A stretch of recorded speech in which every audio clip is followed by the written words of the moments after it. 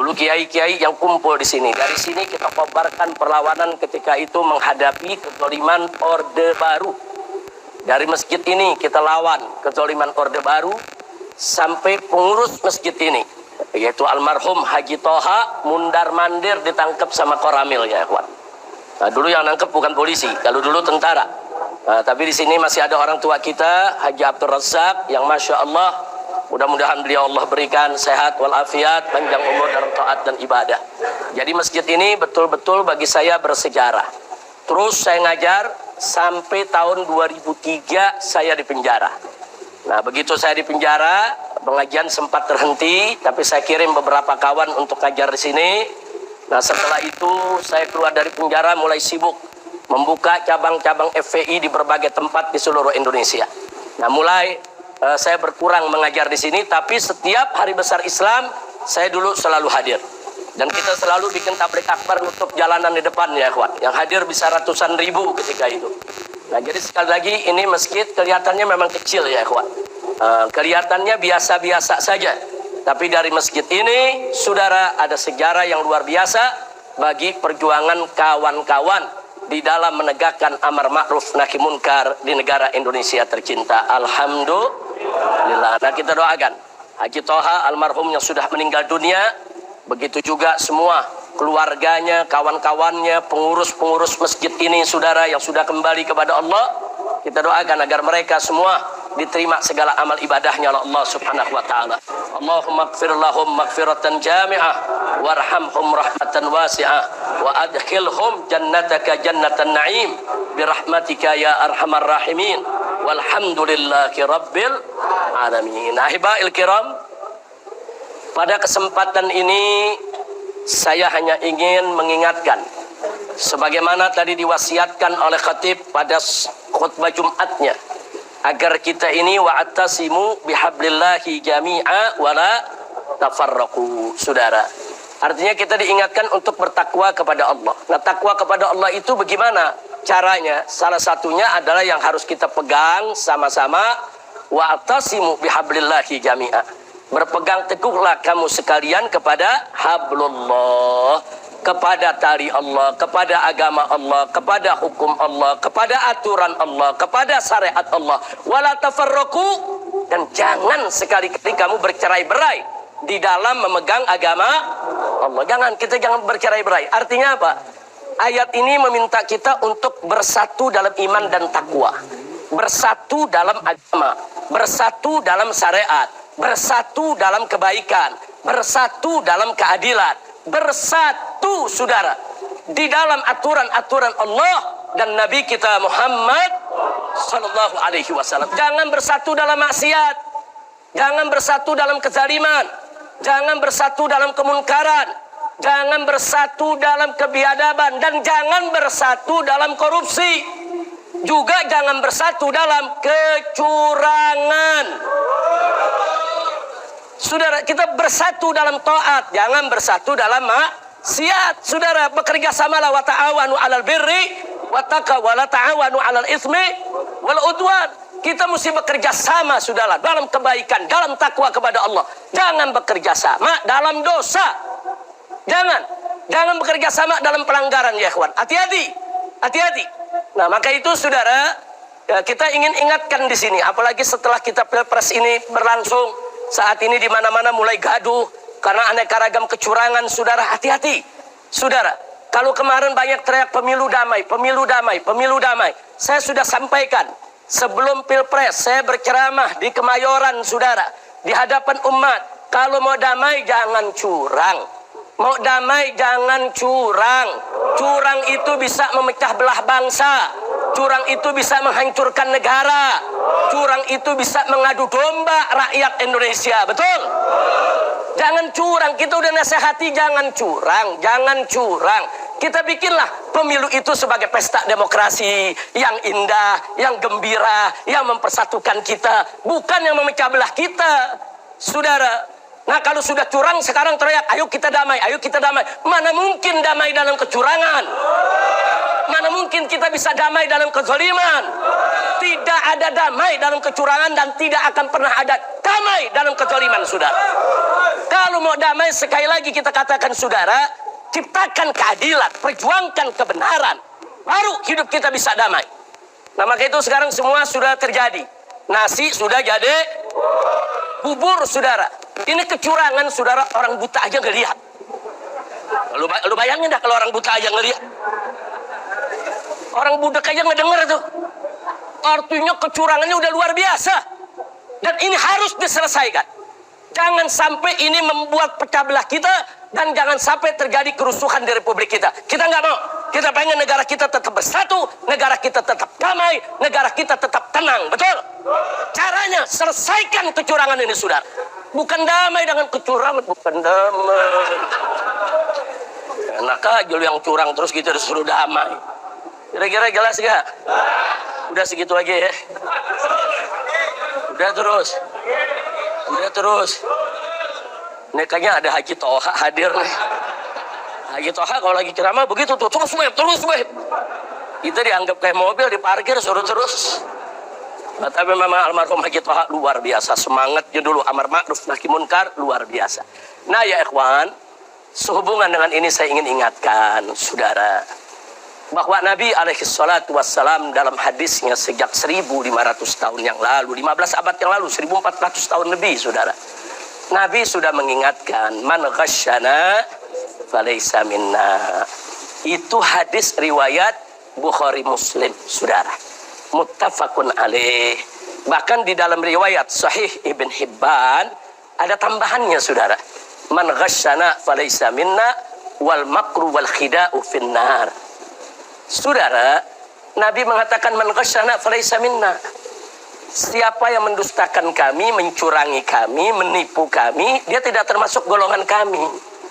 Kita sesama muslim nggak boleh saling berbohong, menipu, berdusta, curang, nggak boleh. Bahkan dalam lanjutan hadisnya disebutkan wal makru wal khida'u finnar. Nah, jadi tipu muslihat dan kecurangan itu akan ada di dalam api neraka. Hati-hati. Yang berbuat curang, hati-hati. Kau tidak tobat kepada Allah, neraka jahanam menantimu. Gak akan ada di sana yang bela kau. Kau akan mendapatkan siksa yang pedih. Hati-hati, saudara. Itu kecurangan itu, saudara, apalagi kecurangan itu menyebabkan pecah belah bangsa. Tadi sudah dijelaskan oleh Habib Hanif. Al-Musyahin itu termasuk apa? Termasuk orang yang tidak akan dapat pengampunan, nggak bakal dapat limpahan taubat, maghfirah, rahmah di malam nisfu Sya'ban, saudara. Padahal malam nisfu Sya'ban malam yang agung, malam yang mulia, malam yang penuh keberkahan, saudara. Allah sebarkan rahmat dan maghfirahnya untuk hamba-hambanya. Tapi orang-orang yang suka memecah belah bangsa, memecah belah umat, ngadu domba umat, nggak bakal dapat itu rahmat dan maghfirahnya, saudara. Dan kecurangan yang membuat gaduh, kecurangan yang membuat pecah belah bangsa, saudara, sama termasuk golongan dosa yang tidak akan mendapatkan rahmat dan maghfirah dari Allah kalau mereka tidak bertobat. Jadi nggak main-main soal kecurangan, ini bukan dosa kecil. Bukan, yang dibohongi ratusan juta orang. Ratusan juta orang dibohongin. Ratusan juta. Lu nggak main-main, dibohongin bukan satu orang. Ayo saya mau tanya, hadir sini mau dibohongin? Mau dicurangin? Redo dibohongin? Redo dicurangin? Kalau begitu siap lawan kecurangan? Takbir! Sallu ala Nabi. Bahkan di dalam Al-Quranul Karim Allah menyatakan faqala ta'ala wailul lil mutaffifin alladzina idza qalu 'alan nasi yastawfun wa idza kaluhum aw wazanuhum yukhsirun. Shadaqallahul azim. Memang ayat ini bicara soal perniagaan, tapi dimensinya luas. Dia masuk ke semua sektor kehidupan, saudara. Di situ Allah menyatakan wailul lil mutaffifin. Celaka bagi orang-orang yang suka berbuat curang. Yang bagaimana tuh yang suka berbuat curang? Allah sebutkan dalam bentuk perniagaan. Alladzina idza qalu 'alan nasi yastawfun. Orang-orang yang kalau dia minta ditimbang oleh orang lain, minta ditakar oleh orang lain, dia minta takarannya, saudara, mesti betul. Nggak boleh dikurangi. Tapi sebaliknya, saudara, kalau dia nimbang hak orang, dia nakar hak orang, yuksiru, dia kurang-kurangin timbangannya, saudara. Jadi kalau kita lagi belanja, giliran buat kita nih, kita minta dilebihin timbangannya. Giliran kita dagang, orang lain kita timbang, kita kurang-kurangin ya, Pak. Ini kecurangan dalam perniagaan semacam ini. Allah nyatakan wailul lil mutaffifin. Celaka bagi orang-orang yang seperti itu berbuat curang, saudara. Giliran haknya ditambah-tambah, giliran hak orang lain dikurang-kurangi, saudara. Nah, kalau kita bicara pilpres kemarin, itu juga perniagaan suara, saudara. Suara rakyat lagi dipertaruhkan, saudara. Buat dirinya suara ditambah-tambah, buat orang lain dikurang-kurangi. Wailul lil mutaffifin. Celaka bagi orang-orang macam ini, saudara. Dan kalau Allah sudah nyatakan celaka, saudara, niscaya pasti akan binasa, akan datang musibah. Nggak mungkin orang-orang yang berbuat curang akan mendapatkan berkah dari Allah. Mustahil. Makanya jangan mau dipimpin oleh pemimpin curang, saudara. Negara nggak bakal berkah. Maka sekarang saya mau tanya lagi, sekali lagi, mau dicurangin? Mau dicurangin? Ya, ada yang nanya, Habib, kalau udah terlanjur curang begini bagaimana nih cara ngeberesinnya? Ya, ada yang jawab, ke MK aja, ada pamannya.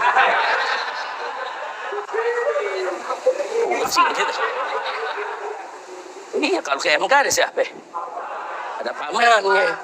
Kita bukan nuduh, tapi emang udah fakta kan kemarin. Belum cukup umur dia lewatin. Terus sekarang kita disuruh percaya. Ini dia, sorry ya. Itu Habib Hanif punya tuh, sorry ya. Kira-kira jelas gak? Percaya sama MK? Percaya gak? Percaya gak? Nah, terus gimana ngeberesinnya? Lu main perang-perang lagi lu. Lu provokator kali lu. Ayo gimana, Beb? MK ada pamannya, saudara. Nah, sekarang bagaimana caranya? Ada, saudara. Kita selesaikan, saudara, di meganya para wakil rakyat, yaitu DPR, saudara. DPR itu kan wakil rakyat. Mereka bisa gelar sidang rakyat, saudara.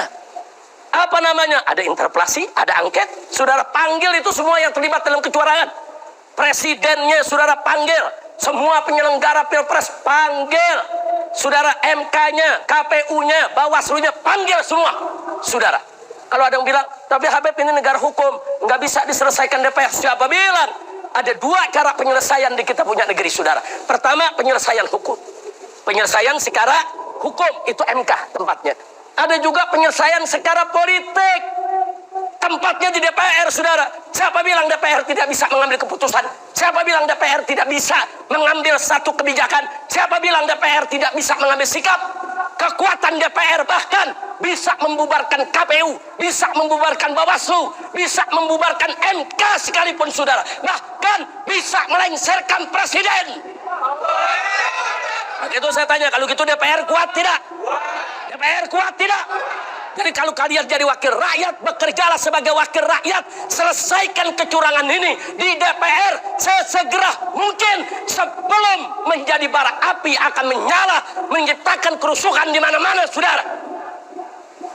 Kira-kira jelas ya? Lu jago banget lu politik. Kira-kira jelas ya? Berarti DPR bisa beresin nggak? Ya, ada ketua partai politik ngomong begini, jangan diselesaikan di DPR, nanti bisa ribut, mendingan di MK aja. Di MK ada pamannya. Yang bikin ribut bukan DPR, bukan. Yang bikin ribut ente curang. Ente curang, itu yang bikin ribut. Kalau ente nggak curang kan nggak ribut, betul? Betul? Nah, jadi kita minta kepada DPR, segeralah selesaikan. Sebelum ini berubah menjadi kerusuhan, menjadi keributan, atau sebelum bangsa Indonesia terbelah. Selesaikan secara politik dan sah menurut konstitusi, saudara. Selesaikan secara politik, sah. Jadi kita maklumi, kenapa harus secara politik? Karena kita udah nggak percaya lembaga hukumnya, saudara. Kira-kira paham? Jelas semua?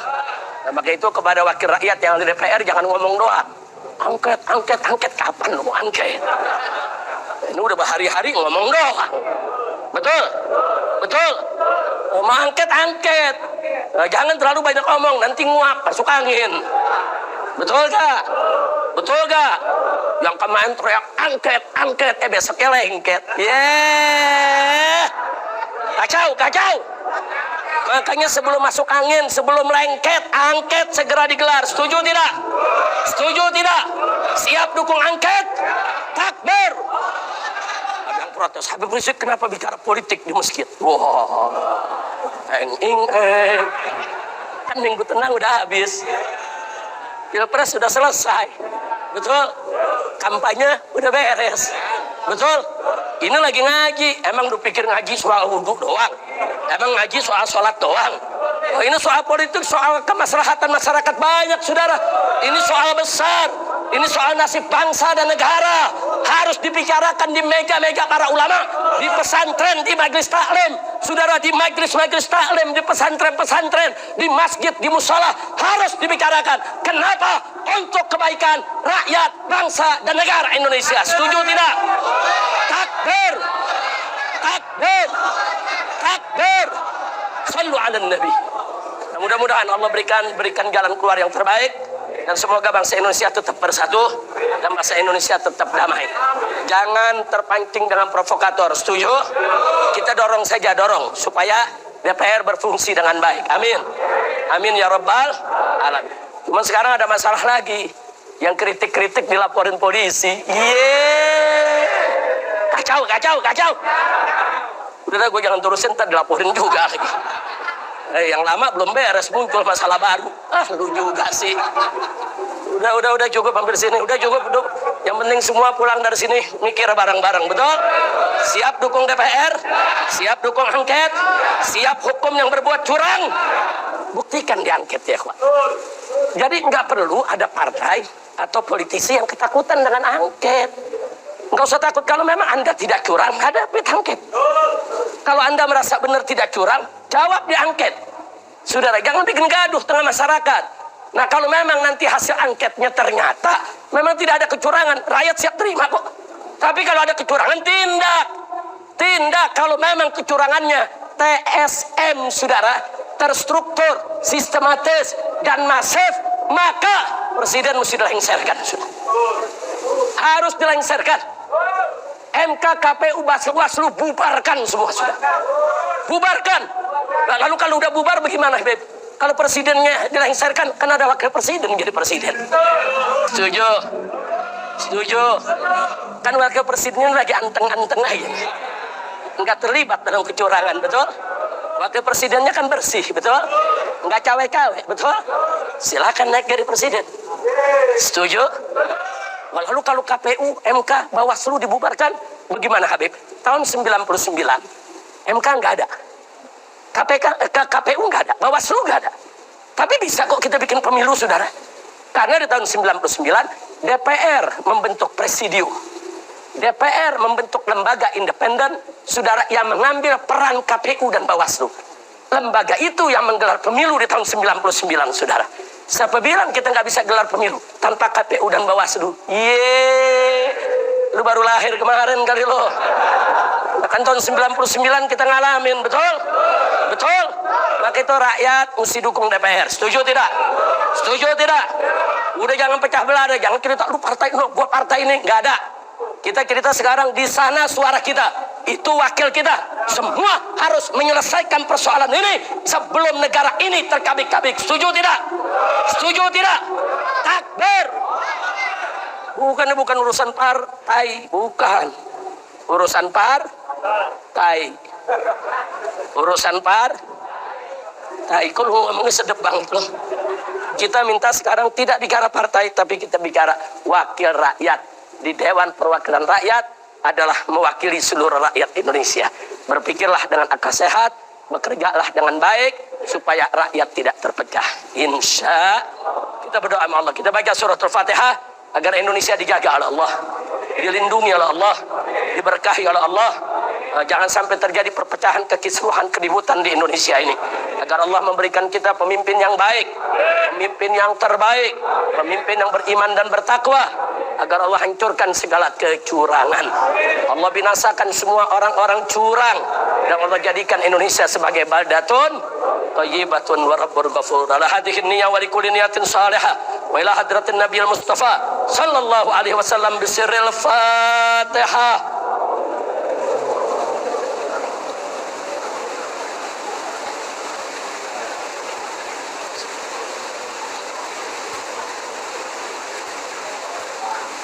Amin, amin ya rabbal alamin. Mudah-mudahan kalau angket digelar akan ada hasil yang terbaik. Amin. Angket itu kekuatan politiknya besar ya, ikhwan. Bukan main-main. Dia bisa menjadi salah satu proses pelengseran seorang presiden. Dia bisa membubarkan lembaga-lembaga yang mengkhianati rakyat ya, ikhwan. Instansi-instansi yang mengkhianati rakyat bisa dibubarkan oleh DPR ya, ikhwan. Kekuatan DPR sangat besar.